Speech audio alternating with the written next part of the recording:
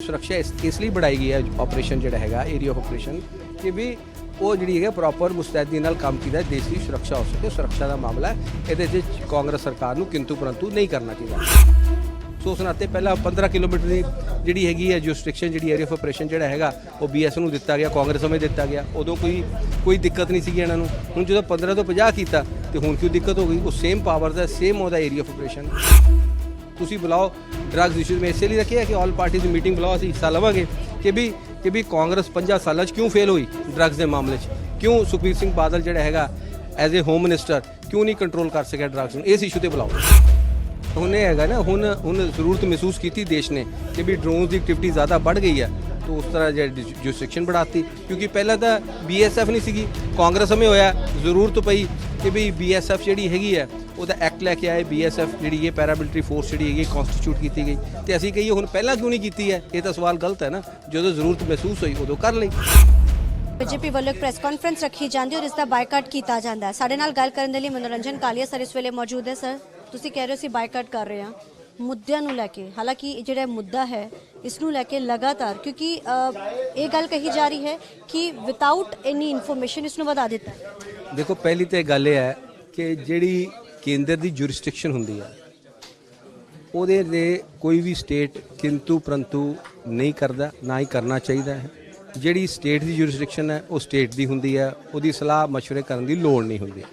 जित तक ताल्लुक है ऑल पार्टीज मीटिंग का इस इशू के उत्ते बुलानी ही नहीं चाहिए सी क्योंकि केंद्र का जोड़ा है जुरिस्डिक्शन है। सैकेंडली ये सिक्योरिटी का मामला है। सिक्योरिटी जी है देश की सुरक्षा का मामला है। सो उस नाते BSF एक्ट 1968 के बनया 69 लागू होया, ठीक है ना जी। फिर है 2012 के 15 किलोमीटर की जुरिस्डिक्शन करती अंदर तक, ठीक है ना।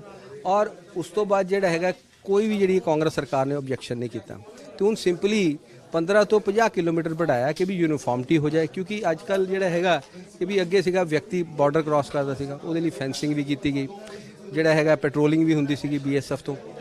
हुण ये है कि ड्रोन द्वारा आते हैं तो ड्रोन द्वारा हुण ये है कि जुरिस्डिक्शन बढ़ाना ये है कि भी ड्रोन जे ऊपर आ रहा है तो कोई शूट किया है तो है 15 किलोमीटर के बाद जा नहीं सकते, वो अगे भी जा सकते हैं। सो सुनाते और एक कनकरेंट जुरिस्डिक्शन है। ये कोई ये नहीं है कि पंजाब पुलिस नहीं जा सकती।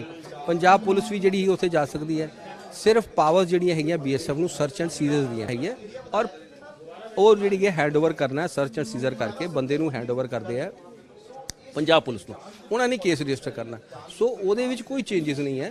BSF का काम जोड़ा है वो देश की सुरक्षा ਨਾਲ जुड़िया मामला है। सो पहला इस चीज़ ਨੂੰ क्यों नहीं किया लेकिन हुण जिस तरीके दे नाल अगर 3 ਦੀ ਗੱਲ ਕੀਤੀ ਜਾਵੇ ਇਹ ਉਹਨਾਂ ਏਰੀਆਸ ਵਿੱਚ ਜਿੱਥੇ ਕਿ ਭਾਜਪਾ ਦਾ ਕੋਈ ਖਾਸ ਰੂਲਿੰਗ ਨਹੀਂ ਹੈ ਇਸ ਸਮੇਂ ਇਹ ਉਹਨਾਂ ਏਰੀਆਸ ਵਿੱਚ ਖਾਸ ਤੌਰ ਤੇ ਕੀਤਾ ਗਿਆ। ਇਹ ਵੀ ਗੱਲ ਜਿਹੜੀ ਚੱਕੀ ਜਾ ਰਹੀ ਹੈ ਪਹਿਲਾਂ ਕਿਉਂ ਨਹੀਂ ਸੀ। ਅਲੋਂਗ ਦਾ ਬਾਰਡਰ ਸੀਗਾ ਪਹਿਲਾਂ ਜੋ ਦੇਸ਼ ਆਜ਼ਾਦ ਹੋਇਆ ਉਦੋਂ BSF ਵੀ ਨਹੀਂ ਸੀਗੀ। फिर देखा कि भी उत्थे सुरक्षा करने के लिए पेट्रोलिंग करने लिए एक BSF जी है बॉर्डर सिक्योरिटी फोर्स बनाई जाए अलग तो क्योंकि मिलिट्री होंदी सी। फिर ये जी हैगी है एक पैरामिलिटरी फोर्स जी बनाई गई। सो इसलिए कि भी उधरों शरारत ज़्यादा होंदी सी, ठीक है ना जी। फिर ये होया कि हौली हौली समगलिंग जी हैगी है वो करंसी की होंदी सी, होर चीज़ों की होंदी सी। फिर वो गोल्ड की होनी शुरू हो गई। फिर यह कि हथियारों की शुरू हो गई, ड्रग्स की शुरू हो गई। हुण बंदा भी नहीं आता, हुण तो ड्रोन आता। तो उस नाते सुरक्षा इसलिए बढ़ाई गई है ऑपरेशन जोड़ा है एरिया ऑफ ऑपरेशन कि भी वो जी है प्रॉपर मुस्तैदी नाल काम किया देश की सुरक्षा हो सके। सुरक्षा का मामला है ये कांग्रेस सरकार को किंतु परंतु नहीं करना चाहिए। इस तरीके दे नाल ड्रोन पहली बार तो नहीं मिल रहे, इस तो पहले भी इस तरीके की गतिविधियां सर होंदियां रही हैं। लेकिन हुण क्योंकि सवाल ये खड़ा किया जा रहा है चाहे कांग्रेस है चाहे अकाली दल चाहे आप है, विरोध सभी कर रहे हैं, सब का ही विरोध है कि पहला क्योंकि और ये साफ तौर पर कहा गया है कि जी अगर खुद ये गल जो उप मुख्यमंत्री ने कही थी कि पंजाब पुलिस कैपेबल है और छापेमारी भी हो रही है बॉर्डर और ये पहली बार ड्रोन्स नहीं है क्योंकि पहला भी मिलते लेकिन हुण चौना नूं लैके चीज़ हुणे है ना हुण जरूरत महसूस की देश ने कि भी ड्रोन की एक्टिविटी ज़्यादा बढ़ गई है तो उस तरह जो सेक्शन बढ़ाती क्योंकि पहले तो BSF नहीं सी कांग्रेस में होया जरूरत पई कि भी BSF जी है वह एक्ट लैके आए। BSF जी है पैरामिलिटरी फोर्स जी है कॉन्स्टिट्यूट की गई तो असीं कहिए हुण पहला क्यों नहीं की है। ये तो सवाल गलत है ना। जो जरूरत महसूस हुई उदों कर ली।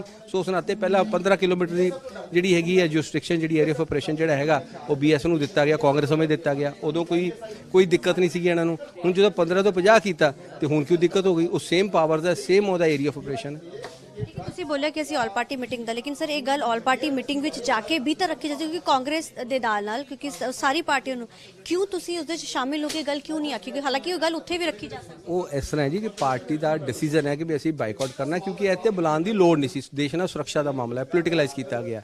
ਸੋ ਉਸ ਨਾਤੇ ਤੁਸੀਂ ਬੁਲਾਓ।